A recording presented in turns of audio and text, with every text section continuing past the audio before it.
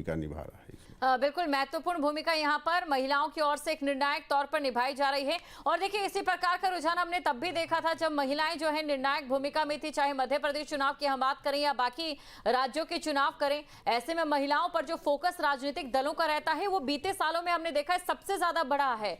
चाहे बात हम बीजेपी की करें, कांग्रेस की करें, जैसा कि हमने देखा महागठबंधन की ओर से भी वादा किया गया है 10,000 रुपए का। देखिए, वादा करना एक बात है और उसको डिलीवर करना दूसरी बात है। जो एनडीए गवर्नमेंट है उसने करके दिखाया है। और बिहार में आप देखिए 20-25 साल बाद भी आज भी लोग जंगल राज की चर्चा करते हैं। क्यों करते हैं? आप कल्पना कर सकती हैं कि उस समय जब लालू प्रसाद जी का शासन होगा तो शासन कितना भयावह होगा कि आज 20 वर्षों बाद भी लोग उसको याद करते हैं। जब लालू प्रसाद जी से पूछा जाता है था कि रोड क्यों नहीं बन रहा है, बिजली क्यों नहीं घरों तक आ रही है, तो उनका सीधे सीधे जवाब होता था कि रोड पे बड़े लोगों की गाड़ियां चलती हैं, बिजली बड़े लोगों को चाहिए, गरीबों को न तो बिजली चाहिए न रोड चाहिए। तो एक तरह से मजाक बनाकर विकास की चीज़ों को पीछे रखा जाता था। और उनके परिवार में जब शादी थी तो सबने देखा था कि पटना के शोरूम से कार और बड़ी बड़ी गाड़ियां उठा ली गई थी। वो आज भी एक दागदार याद है जनता के चेहरे पर। और एक चीज़ और मैं जोड़ना चाहूँगा, महागठबंधन में सबसे बड़ा जो दल है वो है राष्ट्रीय जनता दल। राष्ट्रीय जनता दल के मुखिया हैं लालू प्रसाद जी। अब लालू प्रसाद जी स्वयं 5-5 कोर्ट से सजा याफ्ता मुजरिम हैं और उनके लड़के जो महागठबंधन के तरफ से मुख्यमंत्री के कैंडिडेट हैं उनको दिल्ली के कोर्ट ने जमानत पर बाहर किया है। और ये माना है कि उन्होंने लैंड फॉर जॉब केस में प्राथमिक साक्ष्य उनके खिलाफ हैं और केस चलने के लिए पर्याप्त आधार है। तो आप बताइए, एक जमानती और एक सजा याफ्ता पार्टी, सजा याफ्ता व्यक्ति जिस पार्टी का मुखिया हो, बिल्कुल अरविंद जी, आपको मैं रोकना चाहूंगी। इसी बीच बड़ी खबर, अब तक 197 सीटों के रुझान आ चुके हैं और एनडीए 116 सीटों पर आगे। रुझानों की अगर हम बात करें तो जादुई आंकड़ा 122 सीटों का है। महागठबंधन 74 सीटों पर, 7 सीटों पर अन्य प्रत्याशी आगे। बड़ी खबर आपको बता रहे हैं, रुझानों में बीजेपी सबसे बड़ी पार्टी। और इसी के साथ देखिए, अब अगर बात रुझानों की करें तो कुछ ही सीटें और बाकी रहती हैं। एनडीए की बात करें, 197 सीटों के जो रुझान है वो सामने आए हैं, उनमें एनडीए 116 सीटों पर आगे है। अब है कुछ ही सीटों की बात रह गई है। रुझान क्या कहते हैं और रुझान में कौन विजयी बनता है और ये रुझान किस प्रकार से एक वास्तविक नतीजे में परिवर्तित होते हैं, एग्जिट पोल किस तरीके से एग्जिट पोल बनते हैं, इन तमाम चीजों पर नजर रहेगी। और जैसे जैसे समय आगे बढ़ता रहेगा वैसे वैसे जो स्थिति है, जो तस्वीर है, और भी साफ होती जाएगी। कौन से फैक्टर ने कितना काम किया है और कौन सा स्टार प्रचारक का कितना स्ट्राइक रेट रहा है, कैसे बिहार में एक बार फिर से इतिहास से दोहराया जाता है या फिर इतिहास को बदला जाता है। क्योंकि हमने देखा है जब भी बम्पर वोटिंग होती है तो जो फायदा है आरजेडी को मिलता दिखाई दिया है। लेकिन इस बात से भी कोई अछूता नहीं है कि बिहार में हर बार फिल्म तो जरूर बदलती है लेकिन नायक एक ही रहता है, ये भी हमने देखा है। यानी कि कुल मिलाकर जब भी बिहार विधानसभा के चुनाव होते हैं तो कुछ ऐसा निकलकर सामने आता है जो वाकई राजनीति और लोकतंत्र के परिदृश्यों में अपनी असीम सीमाओं पर नजर आता है। बड़ी खबर आपको बता रहे हैं, महागठबंधन 72 सीटों पर इस समय आगे चल रहा है और 7 सीटों पर अन्य प्रत्याशी इस समय आगे हैं। वहीं रुझानों में बीजेपी सबसे बड़ी पार्टी है। और बड़ी खबर इस वक्त की, अब तक 202 सीटों के रुझान सामने आ चुके हैं। और रुझानों की बात करें तो एनडीए को बहुमत है, एनडीए 123 सीटों पर आगे हो चुका है। ये बड़ी खबर आपको बता रहे हैं, एनडीए को बहुमत रुझानों में। और वास्तविक नतीजों के साथ किस प्रकार ये रुझान बदलते नजर आते हैं इसका इंतजार भी कुछ ही क्षणों में पूरा हो जाएगा। एनडीए 126 सीटों पर आगे, बहुमत के आंकड़े को रुझानों में एनडीए छू चुका है। बड़ी खबर आपको बता रहे हैं, 7 सीटों पर अन्य प्रत्याशी आगे हैं। रुझानों में बीजेपी सबसे बड़ी पार्टी। और आप देख सकते हैं, एनडीए की बात करें तो बहुमत के जादुई आंकड़े को रुझानों में एनडीए ने छू लिया।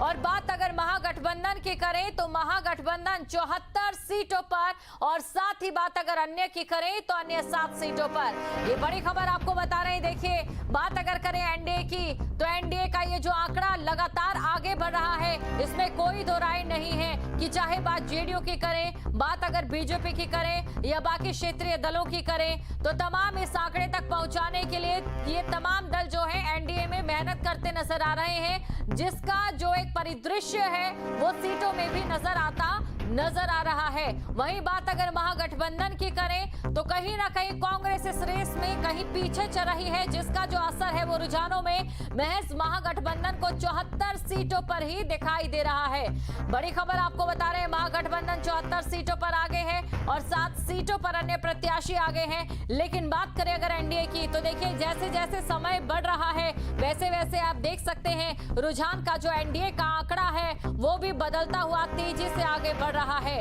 बड़ी खबर आपको बता रहे हैं, एनडीए में देखिए बीजेपी है, जेडीयू है और इसी के साथ बाकी जो दल हैं, और इसी के साथ अगर बात आईएनडीआई यानी कि महागठबंधन की करें तो जो मुख्य है आरजेडी और कांग्रेस और बाकी जो अन्य दल, और साथ ही और दोनों ही अगर गठबंधनों की हम बात करें तो इस बार के जो मुद्दे हैं वो भी पिछले जो चुनाव थे उनसे काफी ज्यादा भिन्न है।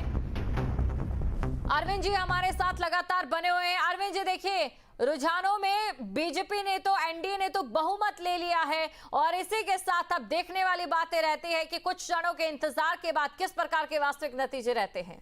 देखिए वही मैं देख रहा था, एनडीए ने न केवल बहुमत लिया है बल्कि एनडीए का जो बहुमत है रुझानों में। बिल्कुल अरविंद जी, आपको एक बार फिर से मैं यहाँ रोकना चाहूंगी। बड़ी खबर इस समय दर्शकों के सामने, बड़ी खबर आपको बता रहे हैं, बीएसपी अध्यक्ष मायावती का सोशल मीडिया प्लेटफॉर्म एक्स पर पोस्ट।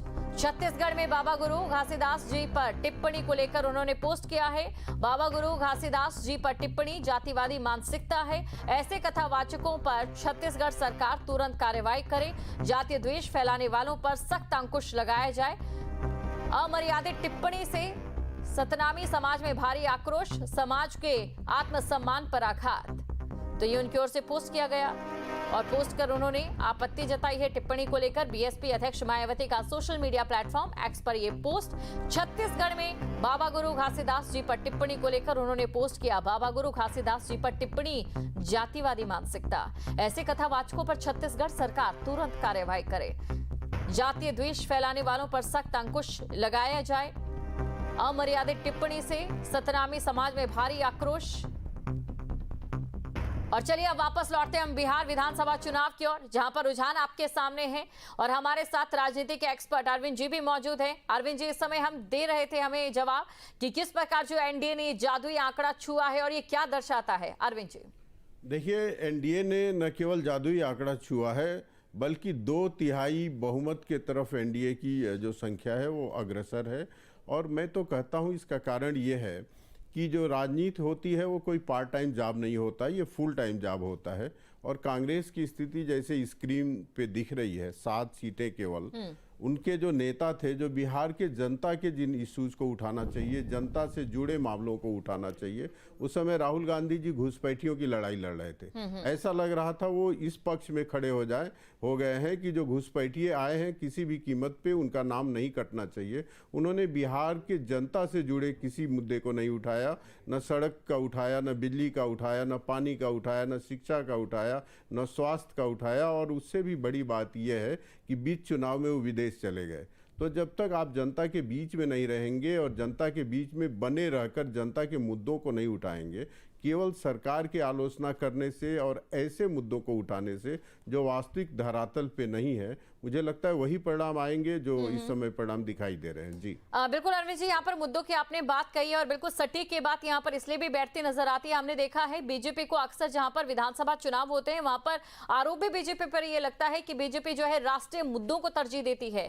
लेकिन इस बार बिहार विधानसभा चुनावों में कुछ अलग देखने को मिला है और वो अलग ये कि राष्ट्रीय मुद्दों को तो उठाया ही, लेकिन कहीं ना कहीं बीजेपी जो है फोकस्ड वो वहां के जमीनी मुद्दों पर भी रही है। जी, आपके बात से मैं सहमत हूँ। आपको याद होगा कि नरेंद्र मोदी जी जब प्रधानमंत्री बने थे तो प्रधानमंत्री बनने के बाद लाल किले से उन्होंने कहा था कि एक निश्चित समय अंतराल में भारत में कोई भी घर ऐसा नहीं बचेगा जहां शौचालय नहीं होगा। तो एक जमीन से जुड़ा व्यक्ति ही इस तरह का सोच रख सकता है। भारत की महिलाएं पहले शौच के लिए अंधेरे का इंतजार करती थी, तो उन्होंने उस समस्या को दूर किया, चाहे नल से जल देने की बात हो या हर व्यक्ति, गरीब व्यक्ति के सर पे एक छत हो उसकी बात हो, या गरीब को 5 लाख रुपए का मुफ्त इलाज मिलने की बात हो, ये सारे जमीन से जुड़े हुए स्थानीय और आम जनता के मुद्दे हैं। इनको बीजेपी गवर्नमेंट ने, एनडीए गवर्नमेंट ने चलेगा नहीं।